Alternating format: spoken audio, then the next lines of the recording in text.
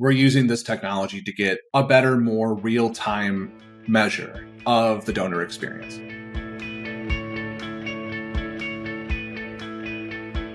Welcome, everyone. I am so excited to be here with this incredible team, Steve Agauas, Brian Kissell, Jill King. I'm going to let them tell you all about what they do, but I'm just so excited to have this conversation with all of you today. Steve, do you want to kick us off and just sort of give us the rundown of Neuro Fundraising Lab, and then we can dive into our exciting topic for today? Sure. Thank you, Mallory. Yeah, we're very excited to be here as well. So my name is Steve Agauas. I am the director of the Moore Neuro Fundraising Lab. I am a cognitive psychologist by trade, but our team is a group of psychologists of different specializations and different interests who are all here to try to do the best we can to help our clients improve their fundraising using neuromarketing techniques to help measure the donor experience.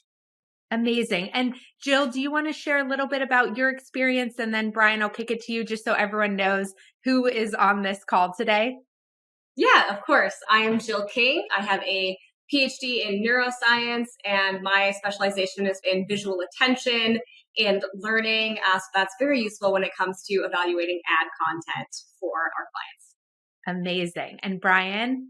Yeah, and my PhD is in experimental social psychology. Originally, I studied things like attitude formation, but also I did a lot with like data science and quantitative types of methods as well. You know, one of the things that I was so interested to talk to all of you about is I think there's growing interest in our sector in behavioral science in general and psychology, and not just in our sector. I think across multiple sectors across the world, with sort of the growing body of pop science that continues to come out that gets everyone engaged and thinking more about how their brain works and how other brains work. But something that has been really striking for me over the last few months in particular that I've been thinking a lot about is, you know, I'm very interested in taking learnings from outside of our sector and seeing how we can apply it inside of our sector. And I also recognize that there are some limitations to that. And I think particularly around what you all do, there are some practices in our sector of applying consumer behavioral science to fundraising behavioral science that has some challenges, that poses some challenges and some inaccuracies if nonprofits just sort of take that data and let that drive their fundraising without a deeper look and their own testing. So can we just sort of start the conversation there? And can you just tell me sort of how you all think about the importance of nonprofit specific research around donor behavior and how that relates to the work that you do? I think we like to say in the lab that fundraising is consumer psychology with a twist. And that twist being that depending on how you look at it, and I think Brian has some thoughts on this as well, but like it's believed to be an altruistic behavior. Maybe it is, maybe it isn't. And I think there's some debate as to how that all works, but that makes it different in a lot of ways in terms of how the response is gathered, the techniques that you might use to garnish interest and get people to kind of start slipping down that slope toward a response. I think you have that piece of it. And then you also have, not that it can't affect other consumer products as well, but the 24-hour news cycle plays such a role in the certain issues that people are so very interested in. And that is going to play a really big role with nonprofit work, especially, right? Something happens that's a tragedy. It affects this area. That's going to affect all these organizations that are trying to do things like that. So it's just awareness wise, and then in terms of just the tangibility of what these organizations do and all of that is so variable depending on day, week, year, like all of that just plays such a role in performance. And it's so challenging to benchmark measures like what we're trying to do, like emotion and memory and a lot of those other types of things. So I'll kick it off to Brian and Jill. That's my intro. You guys go for it. Yeah, I think from generally our perspective, like if you're in fundraising, then your business is people. You're trying to connect with people and get them to give funds to these various organizations who are worthy of receiving that. And people are really their brains, their psychology. So I think as a starting point, those basic psychological principles that are present in consumer psychology and other forms of psychology are a great place to start. But I think the messy part of science is the real life aspect. Like people are always more complicated than one scientific psychological principle, and really being able to explore those nuances in a meaningful way is how you get that really useful data.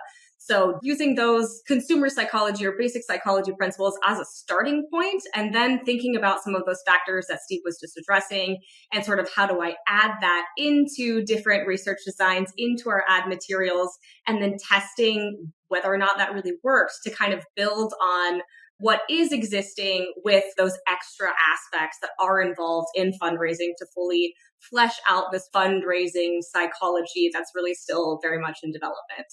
And Brian, before you expand on that, which I'm very interested, can we just break down really quickly the types of studies that you all do? So for folks who are like not totally sure what this looks like in an applied way, they have an idea of the types of tests you're doing. Yeah, for sure. I think that's when I hear that question's a little bit difficult, because I think one thing that's sort of unique about having this group of PhD level researchers doing this ad content evaluation is that it can be very bespoke to an extent. If there's something you want to know and there isn't sort of a paradigm that we've worked with before to do that, we can develop something new to answer whatever your question is. So we definitely do have some go-tos that we do a lot for our clients, but also if they have questions and that's maybe not the best methodology, like no worries, we can develop something for you since we do all have this varied background experience. So I know that isn't super helpful to answering your question, but just sort of a general disclaimer of, yeah, we've got some examples, but I think sort of we take a broader scientific approach to really pin down what's best for a particular question. So it's not that you have to shoehorn your questions into an existing methodology. It's let's develop something that works best for you. Now that I've said my piece, I'll let you give the concrete examples, guys. I thought that was a very good disclaimer to start off with, because it's just one of those things where our service depends on the question. Like the technology that we use, the galvanic skin response, eye tracking, this amazing immersion technology from Immersion Neuroscience, like all these different pieces of technology are to address specific questions that people have in mind. It's not as though we go, oh, we're just going to do this study and incorporate all this technology into every question. It just depends on what people care about. But generally speaking, we're using this technology to get a better, more real-time measure of the donor experience. So it's not just focus group surveys, those types of things. They're all great measures and you can do those very well and get some excellent data from it. But these biometrics help us find out how are people experiencing creative, TV commercials, direct mail, websites, whatever it might be, in the moment. From a physiological perspective, how is their body, how are they reacting to this material? And using these pieces of information, using the qualitative and the quantitative, this mixed methods approach to give us a very holistic picture, to try to understand both pieces and also to help explain the biometric data, which can sometimes be messy. That's super helpful. I just think for folks who don't have a sense of what this research is like, just to understand that this is research that's being done to measure the biological and psychological responses of donors as they observe fundraising content, be that an TV advertisement, an ad, direct mail, and it's actually sensing and measuring in the moment how they are responding to that content. And so that's why it gives us this really interesting look and why it's so important to do it around fundraising content specifically, even though this technology exists for consumer and is used widely in consumer responses to advertisements and things like that, why it's so useful to have it specifically tailored to the donor experience, because those vary. Okay, Brian, I interrupted you, so I want to go back to that, but thank you for just letting us zoom out for a second. Something I was going to add is that as psychologists, a lot of our training is in designing measures and tests to be able to get at these like social or these cognitive or psychological processes that are like very difficult to measure. And within like the nonprofit world or consumer science, like these are usually those are the things that we are really interested in measuring. And the point I was going to make is doing that is hard. Like I had an advisor once who would say this all the time. You'd say creating a bad measure is like incredibly easy. Creating a good one is like incredibly difficult. It's a simple thing, but like I think it's so important to remember that. Like when I decided to go into grad school, it was around like 2011. I was really interested in some of this like consumer psychology type topics. And something that I ended up finding was that like it's the same time as like the replication crisis is beginning, and we start to realize, wow, this stuff that we talk about this in this way, that it's like so simple, it's so clear, you just have to do this and this and this. Like things are really much more complicated than that. And I think it's really easy to be like, oh, well, I can just like run a study, or I could just ask this question or come up with a measure to do this.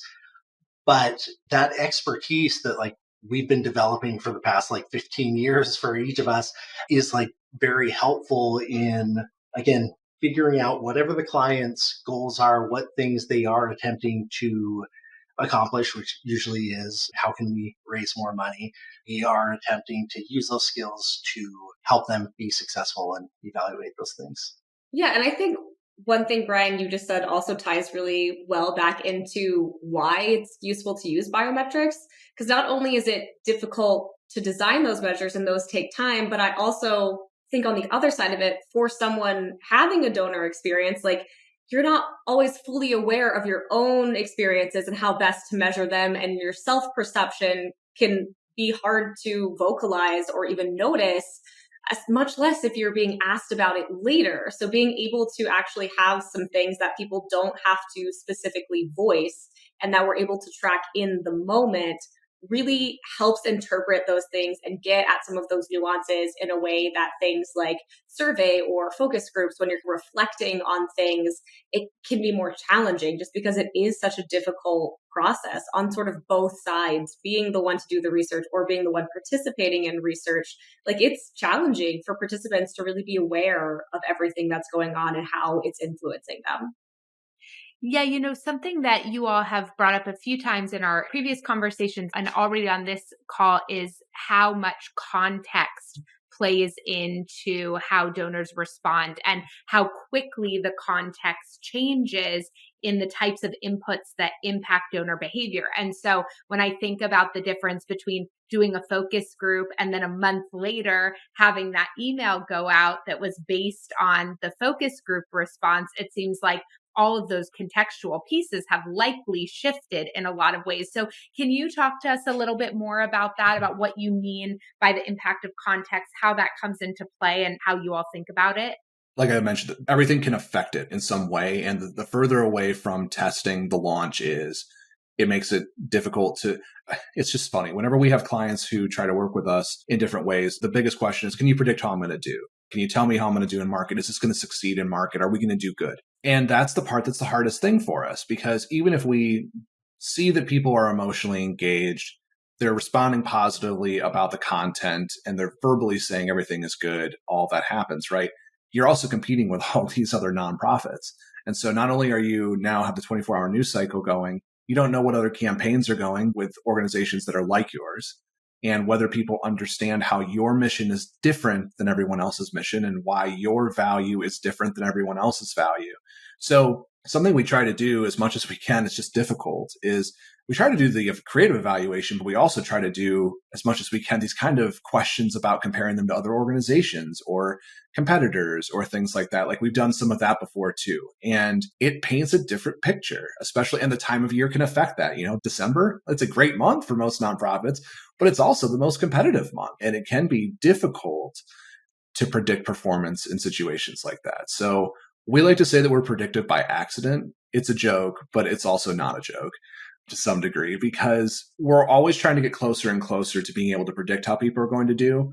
But really, emotion, attention, these things that we're measuring, it's part of it. It's not all of it. And we're just one piece of the puzzle. So we can't really figure out the rest of it. That's the piece that we hope that the qualitative and the quantitative can help address as much as possible. But it's just tough. It's an ever-changing world. And you just don't know what the launch conditions are going to be. I also think we're maybe using context very broadly. Like you can control the content, but not the context. And context is everything that isn't the content. So the size of your organization, how the longevity of the organization, how large the organization is, as well as things like what topics are big in the news right now? What are your personal financial values and circumstances? Do you have the funds to give? Like, I think there's a lot to it, some of which is easy to measure and put into potentially developing something predictive, like size of the organization. That's measurable. But things like how does a person feel in this moment about giving money to this particular set of values is something that's much more complex. So I think when we say context, we really mean like everything else, which I think is what Steve's saying. Like we don't really have control over all of that. Like we can do what we can do and we can measure some of the other stuff and take it into consideration as well. I like to say that science is messy, and this is what I mean. Like it's great theoretically, and then when you actually put it in the real world, put it into practice, there's just so much else that comes into play that you're trying to keep in mind and consider and utilize that information as much as possible. And then also recognizing that some things are just going to be beyond the scope of what we can research, of what we can measure, of what we can really do. And I would say the opposite is also true. Being in a lab setting or on a Zoom session, doing a study, whatever the session, that's going to affect the whole thing because you have someone who is attentive, engaged, and at least looking at your content. Like we're giving you best case scenario.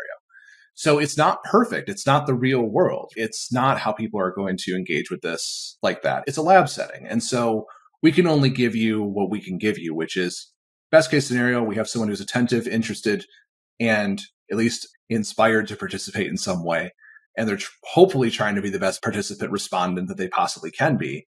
But it's not perfect. And so on our side of it, our measures can only go so far.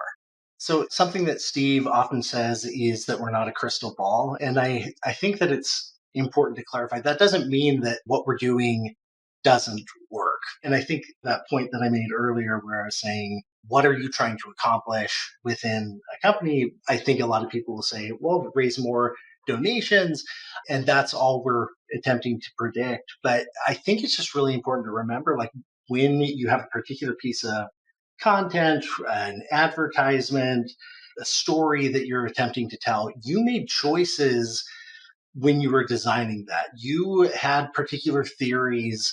Maybe it's, I want to make this spot very emotional. I want to make this be really engaging. I want people to connect with this story, to understand the goals of the organization.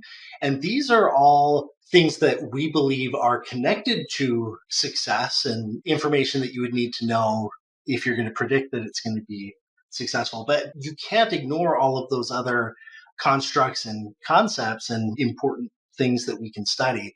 And thus, I think it's one of the big things that it's important to do is to really understand, like, what are you attempting to do within your ads? And how can we design good tests of whether you are accomplishing those things? And then we can go and see, okay, does that influence whether it's going to be successful or not? I'm really glad that you walked us through that because I think, yes, your work, any of this work, any fundraising advice that anybody gets anywhere is going to be impacted by a million other factors when they take that advice and put that advice into practice.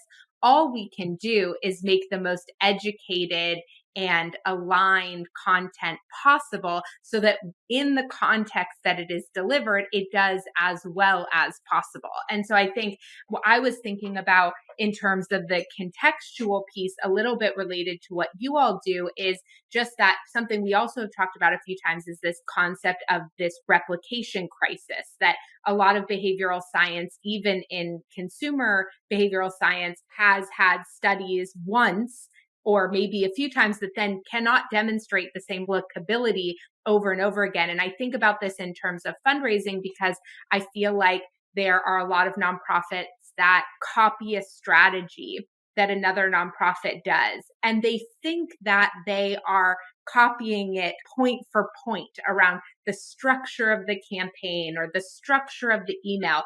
But there are all these contextual impacts, like the work of the organization is different, the brand recognition is different, their donor base is different.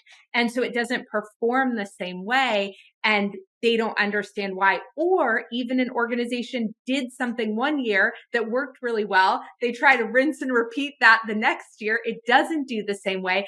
And they aren't really taking into account this contextual piece.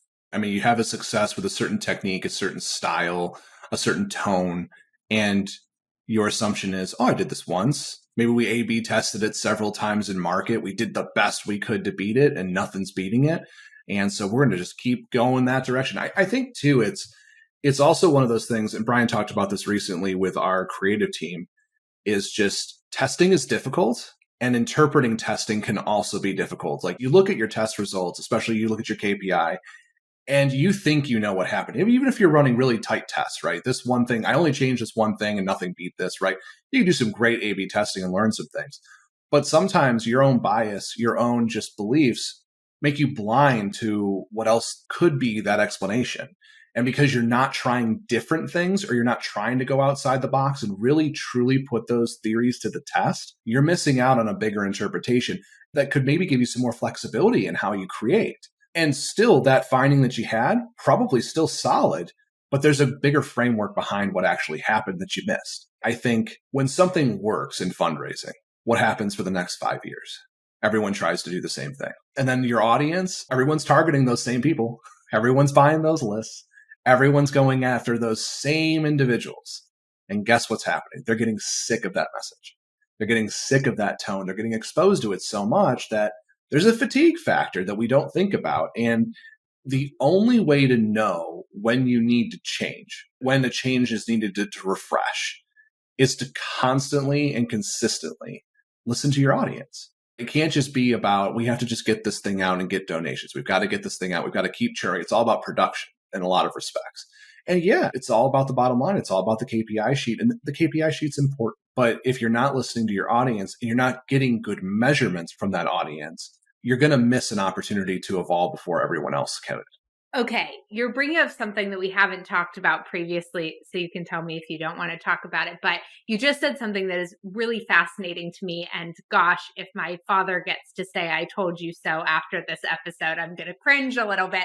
But yesterday, so I have a signature program, it's called the Power Partners Formula, and it's really focused on one-on-one funder engagement with individuals, corporate partners, and foundations. And the language in the outreach emails is much more empathy driven than a lot of the outreach we typically see from nonprofits. We really put the outreach through the lens of the person that you're talking to. We talk very specifically about their interest in this type of work, what we've seen them do in the past, what assets the organization has that we think are particularly interested to that type of funder. So it's really focused on alignment. And he said to me yesterday, I was with him, and he said to me, but what if every fundraiser starts using Power Partners?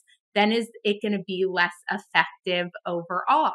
And I was like, no way, Dad. Like, I was like, because empathy is empathy. And doesn't everybody just want to feel seen and spoken to, like, from their core identity? And so I guess one of my questions is, are there psychological principles around what create belonging and connection and identity that stay universal, that can't be overused because they tap into sort of the deepest parts of ourselves, but then maybe more of the tactics, like the fundraising tactics, like a 4X match campaign, something like that, that those are the things we have to be more careful about mass production of? Yeah, I guess in my opinion, it's tricky because I think everyone is trying to create authentic emotional connections with people. But I think there's kind of two things to consider with that. One is just sort of emotional burnout. I think at some point, if you're constantly being served these ads, and I think we really saw this in the pandemic where like at some point, there's just too much and you can't feel that deeply for everyone because you just kind of get at capacity at some point. And then I think another aspect of trying to do that with ads when you're being asked for something, you're being asked to give money.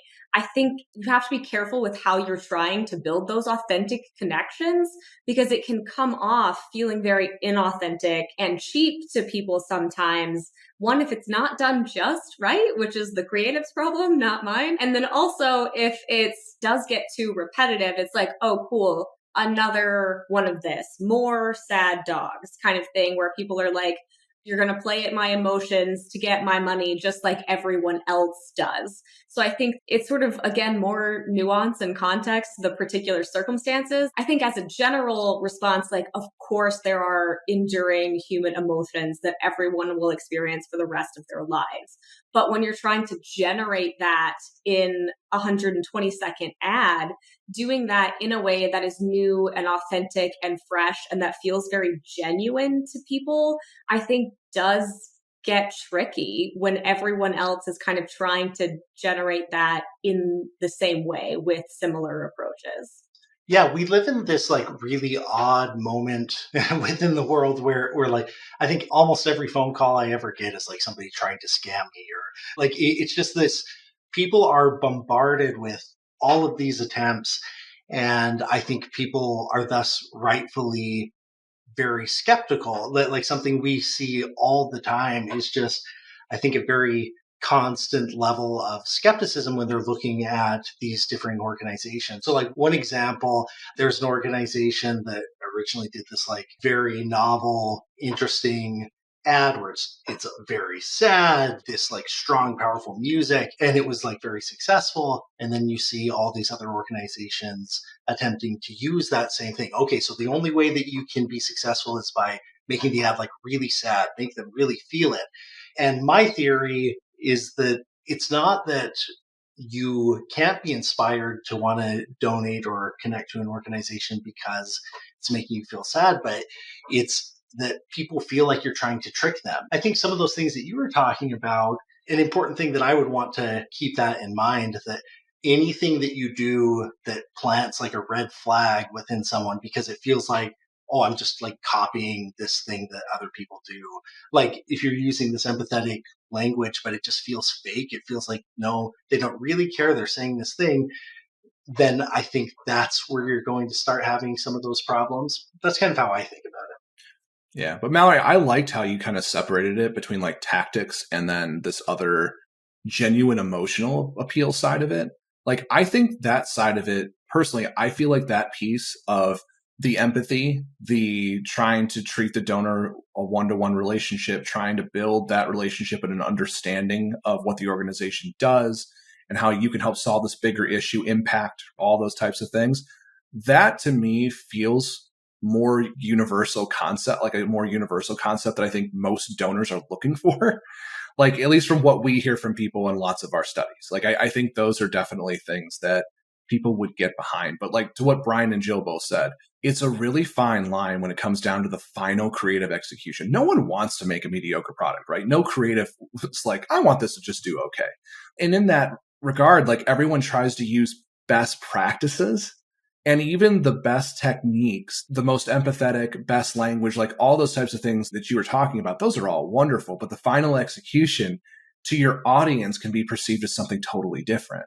And that's the problem. We can do the best job that we can to make the best creative that we can, but ultimately it's the audience's perception that matters. And that's the problem. But I think you're right. I think the tactics part of it is the part that sometimes turns people off the most. But what people are talking about in terms of creating this genuine, authentic experience feels like our audience appreciates that, at least from what we've seen. Well, and I feel like sometimes even the execution of those tactics changes the whole feel of it. Because I've seen some spots where the ×4 match is like really nicely presented. It's subtle. It fits in with the vibe of everything. And then I've seen some spots where it feels like you just stuck a sticker on it and it feels like a pop-up ad, and like that makes it feel spammier to people. So I think a lot of it is in that sort of overall feel that you're creating for people. Does it sort of give them a red flag and now they're suspicious and they're being skeptical, or does it further draw them in and really let the emotion and the overall message lead? Yeah. And I think so much of that comes back to the genuineness and the authenticity behind it, and I don't have the science for this, but like, I know when people are in feelings of scarcity, the content and the copy that they're writing is not as good. And whether it changes just a few words about how they talk about something, you can just hear a little bit more desperation that doesn't feel as connected. And in Power Partners, the whole first phase of Power Partners is all executive coaching tools, because it's really about how do you tap into that emotion in yourself before then you go and try to write that email to somebody else, because just copying a template is actually not going to create connection. And so I really appreciate how you guys sort of frame this up. So I was thinking about this thing that happened recently where I sent out an email after there was a national crisis. And I reflected on it a little bit at the beginning and how I could imagine that it was making fundraisers just feeling so much overwhelm, and how they continue with their work in the midst of feeling all of this overwhelm.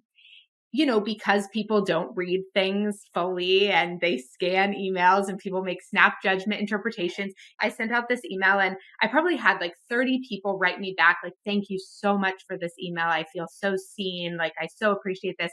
And I had 2 people write me back nasty. And one of which was like, how dare you? Who do you think you are comparing that thing to fundraising? And I was like, wait, who is comparing that thing to fundraising? Like, but I was like, okay, you read like one sentence and had this whole thing. And, I've done this enough and I've had experiences like this enough where I don't let those moments drive how I talk to my audience or how I communicate. But I know so many fundraisers, they get that one mean email back from a donor, or they get this one negative response, and it drives so much of their future behavior. And you all are doing testing where you're trying to find the most optimized content. But my guess is that does not mean that 100% of people like it. So Yeah, talk to me about that. I was going to say that's a great example of why I think the sort of testing that we attempt to do is so important, because that particular experience, like, that's one data point. That's one time that each of those people is a different data point. And it's like, if you did that 100 times, is that going to be the same reaction? Is that the same proportion that you're going to see? And thus, something you can do is you can attempt to design a study to actually evaluate those sorts of things.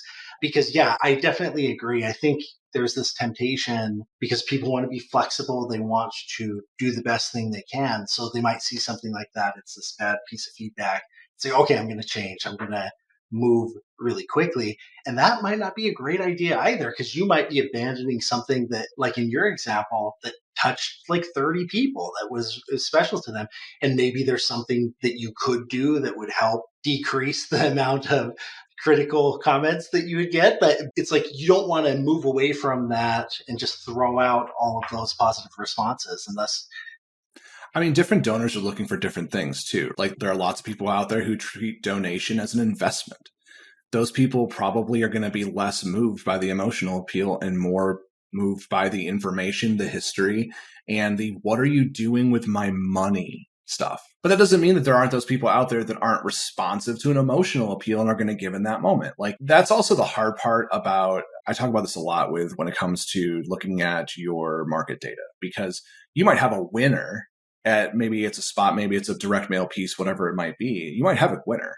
But that doesn't mean that the people who are in the second highest category or the lowest category, how do you know you would have gotten them to donate with that piece? Maybe it was the piece that they received that got them to donate, and that winner wouldn't get those people to donate. And that's the hard part. You don't know that from any type of data other than something like this, where you can go and explore now what your audience is actually, what their preferences are, what they like, what they don't like, what they're looking for, and hear it from them.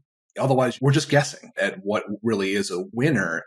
And again, I get it. Like, the one that had the lowest cost per call, cost per lead, whatever your metric is. Yeah, it does come down to, we have to raise money efficiently. We have to be good stewards for these amazing nonprofits and charitable organizations.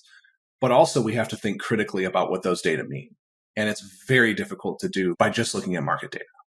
Yeah, I think my very scientist answer to how do you know what feedback you should respond to is statistics. Like you do have to have a large enough sample that you know whether or not one person's negative comment is meaningful, or did that one piece of content not appeal to that particular person? Like, people have multi-channel advertising approaches for a reason, because not every piece of content is going to resonate with every person in your audience. So if you're showing it to enough people in your audience, if you're trying to listen to everyone, if you have that sample of 32 people and 30 of them loved it and 2 of them didn't, then like, you're not excited that you upset 2 people, but it's probably not enough evidence that you need to change your entire approach. So as difficult as it is for humans to remain objective when they get negative feedback, because no one wants to think they did anything wrong or that they hurt anyone's feelings. Like, everyone who's working in fundraising has dedicated their lives to helping organizations that need it, to doing good in the world. And you don't want to hurt your donors in the process accidentally. But if one person was having a bad day and didn't read your email thoroughly and needed to, express some frustration, that could even be unrelated to your particular messaging, then you don't want to take that and run with it if that's not really representative of the whole audience. So it's a very boring answer to a very difficult and easily relatable question, but just being more objective and less reactive and trying to evaluate, okay, how much of this is really real? How much of this is me needing to reassess? And how much of this is one person or a handful of people who maybe didn't read the email all the way, or who are having a bad day, or who just don't vibe with this particular way to present the content? I really appreciate that. I'm curious, how do you all think about benchmarks?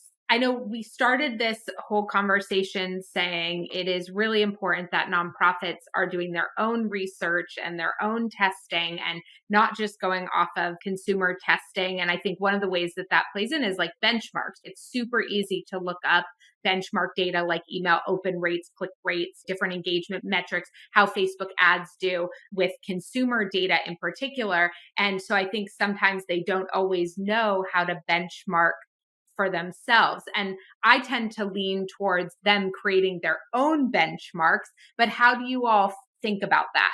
The way that I tend to describe it to people when it comes to benchmarking is like, if you're looking for what's a good amount of time that someone should spend reading this paragraph, or what's a good amount of emotion I should have in this spot, what's a good score on one of our scales, I would say that's the difficult part, because it's all so dependent on the creative and the style. And there's all kinds of things that can get into that makes that messy.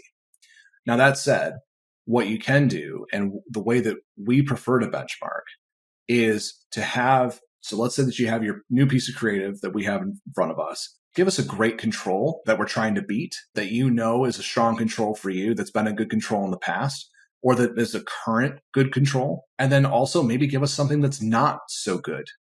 And that way we can kind of tell you where this new piece, if it's one new thing that you're trying to do or a couple, where it kind of falls. And the problem with that type of benchmarking is it's expensive to test more things at once. And it can be challenging from a feasibility perspective. But because of all these external variables that can affect performance, it's so difficult to say this is a good emotion score and this one's going to do this well in market, because there's so many other factors. We had an organization that we worked with, I think this was a couple years ago, great national organization, very good brand awareness, scored very well on some of our emotional measures and just did not do well in market. But then you look at kind of more practical factors. We did a survey a few months later, and we actually had them as part of like a ranking system amongst other organizations. And they ended up the lowest in terms of prioritization at that time. So it's like, yeah, they did great with emotion. And yeah, they did great with some of our other measures. And the piece of content was excellent. But using that to kind of say this one's going to do great in market is just so difficult. But if we had that versus another piece of content that they had already created and did it that way and did benchmarking where we did it against something that we know is doing well, it's easier to benchmark that way. And it's also more accurate to benchmark that way. But it's a different type of data. And I'm not saying that down the road we won't have the ability to do better benchmarking, but at least that's where I'm at with it and how generally we prefer to do it. But I recognize that that's not perfect for every client. And sometimes we have to make adjustments. Yeah, the only thing I would add to that is Mallory, when you said people need to do their own benchmarking, I was like, yeah, but I realized you might mean fundraising generally should have its own benchmarks. And I think of it more how Steve does, like each organization needs to have its own benchmarks. Like to me, knowing how your audience scores things based off, the size of your organization, how well you are handling things, where you're following on that ranking of priorities. Like I think all of those are kind of those bits of context that we've been talking about, that even when your content is performing excellently, if you're just not a priority in the national zeitgeist at the moment, like you need to know that. So doing those benchmarks for your own organization and comparing content within your organization, again, like maybe that's not super helpful because it doesn't generate a lot of generally applicable knowledge for nonprofits who maybe don't have a big budget to do their own benchmarking. But I think that's kind of the most realistically applicable for organizations who do have the opportunity to do that. And I was also going to say, to be fair, I don't think it's a bad thing to benchmark against other organizations necessarily, especially those in your sector of whatever big issue you're trying to solve. But using that as the only thing that matters is a struggle. Like I agree with Jill completely. Like benchmarking within your own organization so you can see how you're creative and how all the different things that you're doing, how is it moving the needle across time? I think that's a great way to benchmark. And if it's one of those things where you want to see, like maybe there's a national competitor that's just like where you want your organization to be closer to and you want to benchmark against them, I think that's fine. But I think you just have to know what it means and have realistic expectations about how far you're going to be able to move the needle and in how much time. And comparing yourself to a large national organization that's spending lots of money on advertising and marketing where your budget might be smaller, and expecting to get those results in a small amount of time would not be a great expectation. Everyone wants that, right? And I get that. Well, I actually meant, Jill, what you meant. I meant within the organization, because I think there are actually too many contextual factors to really compare yourself to another organization, because like Neon One just came out with this really awesome email report.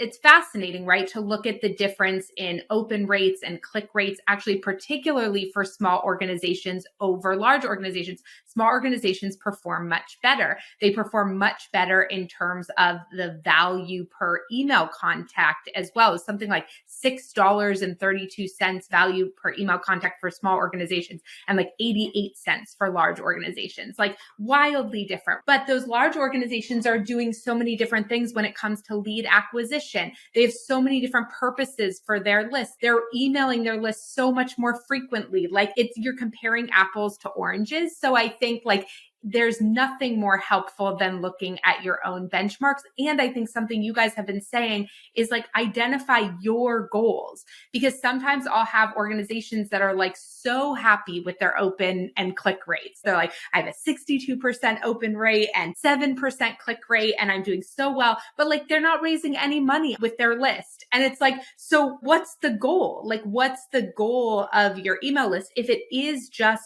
nurture and you want to raise all your money offline a different way, like, okay, but like, how are we defining good and what is the purpose of this in the first place? And then driving towards those actual goals, we can do some testing to see, okay, yeah, don't throw out the baby with the bathwater. And like, there's a lot of things that you're doing that are really great, but how do we integrate things that are also going to drive towards these goals that you have that you're not utilizing your list for? Yeah, absolutely. I think that theme of what are you trying to achieve is generally something we encourage people to think about. I think it goes back to what Brian was saying earlier of you had a goal in mind when you were designing a piece of creative. And I think there are those goals at each stage. But I think people think of creative and science as like completely different worlds, when I really don't think they're that different. Like you have ideas that you're testing when you make a piece of creative, and we have to be creative in coming up with tests. Like those aspects, it's two sides of the same coin, not entirely separate coins.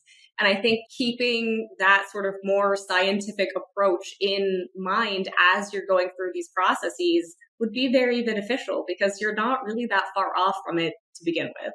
Yeah. Okay. I could talk to you guys forever, but I have to be mindful of your time. Thank you so much for this conversation today, for all of your wisdom and sharing your work with us and all of these insights. I'm so grateful. Yeah, absolutely. Thanks for the opportunity. This was so fun, honestly. Yes, thank you. I'll make sure there are links below so folks can find you, learn more about what it would look like to work with you as well. Thank you so much for joining me. Thanks, Mallory. It's been a pleasure. Thank you.